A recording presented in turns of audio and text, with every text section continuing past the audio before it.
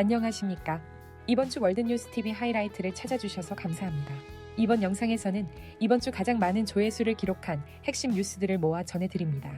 그럼 지금부터 현장 소식을 더 깊이 있게 전해줄 김 기자에게 마이크를 넘기겠습니다. 월드뉴스TV 김 기자입니다. 바로 이번 주 첫 번째 주요 소식부터 전해드리겠습니다. 바퀴벌레가 인간에게 말을 걸 수 있을까요? 그리고 그 말 한마디가 살인을 불러왔다면요? 미국 뉴멕시코에서 실제로 일어난 충격적인 사건. 한 남자가 바퀴벌레가 암호화된 메시지를 보냈다며 두 사람을 살해했습니다. 바퀴벌레가 내게 말했다. 상상만 해도 섬뜩하죠? 그런데 이건 실제로 미국 뉴멕시코주에서 일어난 사건입니다. 25살의 남성 알렉시스 에르난데즈는 자신이 살해한 이유를 바퀴벌레로부터 받은 암호화된 메시지 때문이라고 진술했습니다. 그는 경찰에 바퀴벌레가 나에게 죽여야 한다는 신호를 보냈다고 말했습니다. 그리고 그 순간 자신이 해야 할 일을 했다고 주장했죠. 경찰이 현장에 도착했을 때 그는 권총과 해병대용 칼을 차고 현장에 그대로 서 있었습니다. 그는 피해자들과 아는 사이였지만 며칠 전부터 불빛 속의 카메라와 환청에 시달렸다고 합니다. 결국 망상과 환청이 그를 극단적인 행동으로 몰고 간 것으로 추정됩니다. 이 사건은 단순한 범죄가 아니라 정신건강관리 부재와 총기 접근성 문제를 다시 드러낸 비극이기도 합니다.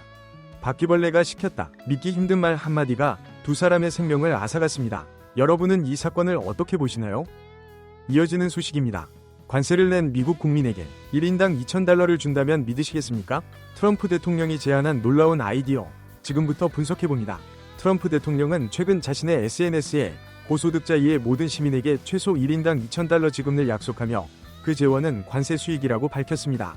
미국 재무부에 따르면 올해 3분기까지 관세 수익이 약 1,950억 달러였으며 하지만 전문가들은 이 지급안의 비용이 그 수익을 훨씬 초과할 수 있다고 지적합니다.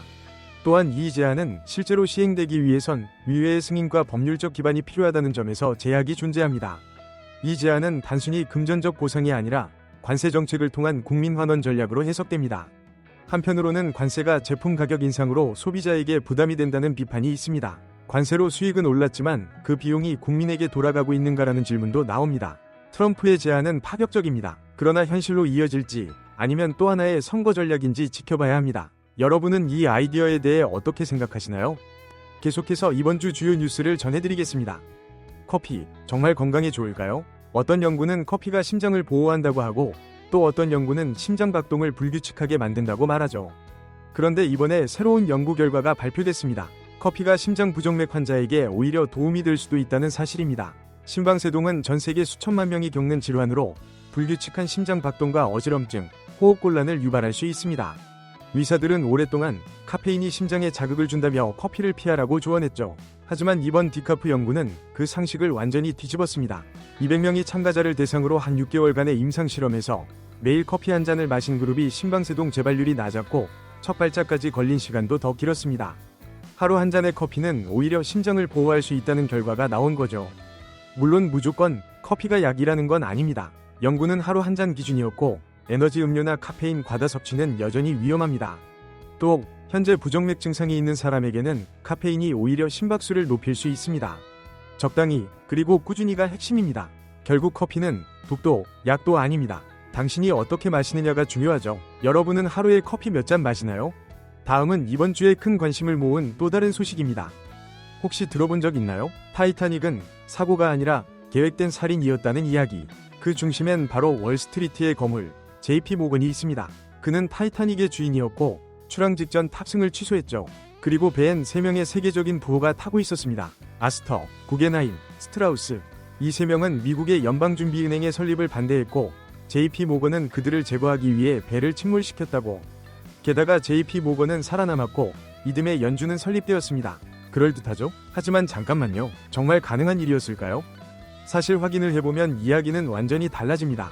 음모론을 반박하는 자들은 첫째, 타이타닉의 침몰은 우연이었다고 말합니다. 얼음산을 그 각도로 긁으며 선체에 치명적인 손상을 입을 확률은 거의 1만 분의 1이었죠. 둘째, 모건이 탑승을 취소한 이유는 병원 요양 또는 미술품 관리 때문이었습니다. 셋째, 새 부호 중 스트라우스는 오히려 연준 설립을 지지했어요. 즉, 이 음모론은 근거 없는 상상에 불과하답니다. 하지만 사람들은 여전히 이 이야기를 믿습니다. 왜냐하면 거대 권력과 비극이 결합된 이야기는 너무나 매력적이기 때문이죠. 이런 음모론은 심리적으로 세상을 통제하고 싶다는 욕구에서 자주 생깁니다. 팩트체크 결과 JP 모건이 타이타닉을 침몰시켰다는 증거는 없습니다. 그저 우연히 만든 세계 최대의 해상 비극일 뿐이죠. 하지만 사람들은 여전히 믿습니다. 왜냐하면 진실보다 음모가 더 드라마틱하니까요. 다음 소식 바로 보시죠. 한 달 동안 무슨 일이 있었을까요? 처음엔 아니다던 토요타가 결국 100억 달러 투자를 발표했습니다. 트럼프 대통령은 지난달 일본을 방문해 토요타 회장과 만났습니다. 그리고 기자들 앞에서 당당히 말했죠. 토요타가 100억 달러를 미국에 투자하겠다고 약속했다. 심지어 미군 부대 연설에서는 바이아 토요타 라며 홍보까지 했습니다. 하지만 불과 일주일 뒤 한국 에이펙 기간을 앞두고 토요타 고위 임원이 한 인터뷰에서 이렇게 말합니다. 우리는 100억 달러 투자한다고 말한 적이 없다. 트럼프가 오해했을 뿐이다. 즉, 토요타는 그런 약속은 없었다고 공식 부인한 것입니다. 그런데 놀랍게도 한 달 뒤 토요타는 공식 발표를 냅니다. 미국의 100억 달러 투자, 게다가 추가로 140억 달러 규모의 전기차 배터리 공장 투자까지 발표합니다. 북미 전기차 생산 확대의 신호탄이라고도 하죠. 그렇다면 질문이 생깁니다. 처음엔 분명 약속한 적 없다고 했습니다. 하지만 한 달 뒤엔 실제로 같은 규모의 투자를 발표합니다. 도대체 그 사이에 무엇이 있었을까요? 트럼프의 강한 압박? 미국 정부에 보이지 않는 조건 제시? 일본 미국 간의 외교 카드? 혹은 토요타가 시간을 벌기 위한 전략적 부인일까요? 여러분은 토요타의 결정 뒤에 어떤 요소가 있었을 것 같나요? 이번엔 또 다른 이슈로 넘어가 보겠습니다. 최근 중국은 도로, 교량, 초고층 빌딩 등 인프라 건설에 엄청난 자금을 투입하고 있습니다. 그리고 그 기술력은 세계적인 수준으로 빠르게 발전해왔죠. 지난 수년간 중국은 산악지대를 가로지르는 도로, 초장대 교량, 세계에서 가장 높은 다리까지 완공하며 건설 강국이라는 이미지를 굳혀왔습니다. 특히 구이저우 스촨 같은 험준한 지역에서도 대규모 연결망을 구축해 이동 시간을 며칠에서 몇 시간으로 줄였다는 평가도 받습니다. 하지만 그 빠른 속도 뒤에는 위험도 존재합니다. 최근 스촨성에서 새로 완공된 홍치대교가 개통 몇 달 만에 산사태와 함께 붕괴했습니다. 전날 도로에서 균열 약 10cm이 발견되어 통행이 차단된 상태였고 다음날 비로 인한 산사태로 교량 일부가 그대로 무너져 내려버렸습니다. 다행히 인명피해는 없었지만 한 트럭 운전자는 극적으로 구조됐습니다. 이 사고는 최근 몇 년간 중국에서 이어지고 있는 터널 붕괴, 도시 철도 건설 현장 침하, 신축 도로 붕괴 등 여러 안전사고와 맞물려 우려를 키우고 있습니다.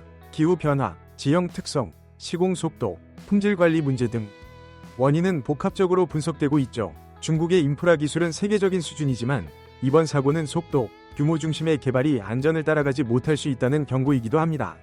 정부는 현재 원인 조사에 착수한 상태입니다. 여러분은 어떻게 보시나요? 세계 최고 수준의 건설 기술을 가진 중국에서 왜 이런 사고가 반복될까요? 계속해서 국제 소식입니다. 요즘 핫한 트럼프 대통령 연관 검색어 에프스타인. 이름은 많이 들어봤지만 정확히 무슨 일인지 모르겠다는 분들, 오늘 정말 짧게 정리해드릴게요. 최근 미국 의회가 미성년자 성착취, 그리고 성매매 조직을 운영한 에프스타인의 이메일과 문서 일부를 공개했는데 그 안에 트럼프를 언급한 이메일들이 포함되어 있습니다. 이 이메일은 에프스타인과 그의 측근 기슬레인 맥스웰, 그리고 작가 마이클 울프 사이의 대화예요. 이메일 속에서 에프스타인은 트럼프가 한 피해자와 시간을 보냈다거나 트럼프가 여자아이들에 대해 알고 있었다는 식의 말을 합니다.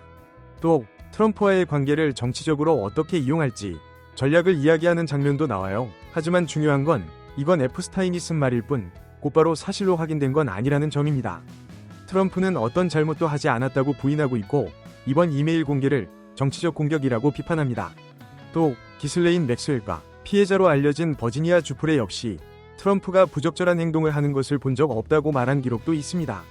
정리하면 에프스타인 이메일 속에 트럼프 이름이 나온다는 건 사실. 하지만 그 내용이 얼마나 사실인지 어떤 맥락에서 나온 말인지는 아직 완전히 밝혀지지 않았습니다. 그래서 지금 단계에서 이 이메일이 나왔으니 트럼프가 분명히 무엇을 했다라고 단정하기는 어렵고 어디까지나 논란이 되는 자료 정도로 보는 게 안전합니다. 여러분은 이 이메일들을 어떻게 보시나요? 그저 정치 싸움의 도구일까요? 아니면 앞으로 더 큰 폭로로 이어질 단서일까요? 계속해서 다음 뉴스입니다. 왕자 칭호를 잃고 집에서도 쫓겨난 앤드루. 그런데 이번엔 새 이메일 증거까지 나왔습니다. 과연 무엇이 숨겨져 있었던 걸까요?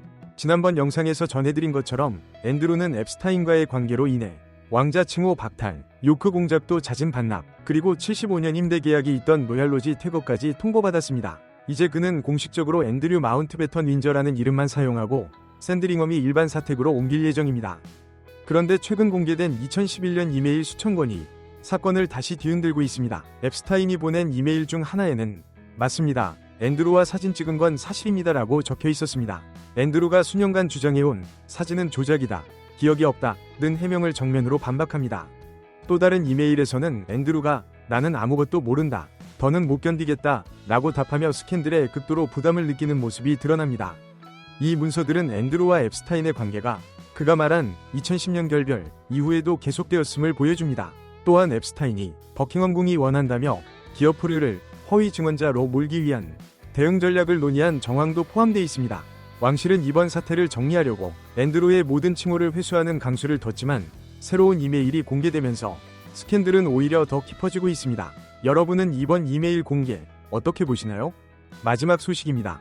여러분, 미국 정부 셧다운이 드디어 끝났습니다. 그런데 이 6주 동안 미국 경제는 이미 큰 타격을 받았다는 사실 알고 계셨나요? 미국 정부는 6주 동안 예산 협상이 막히면서 부분적으로 멈춰 있었습니다.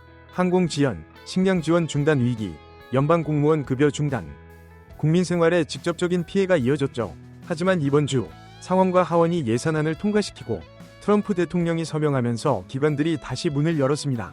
이번 합의는 양당 일부 위원들이 당론을 넘어서 타협에 참여하면서 가능했습니다. 민주당 상원 7명과 무소속 1명이 공화당과 협력했고 민주당 하원 6명이 찬성표를 던졌습니다. 이들은 모두 정치 싸움은 끝났고 국민 피해를 막아야 한다고 강조했습니다.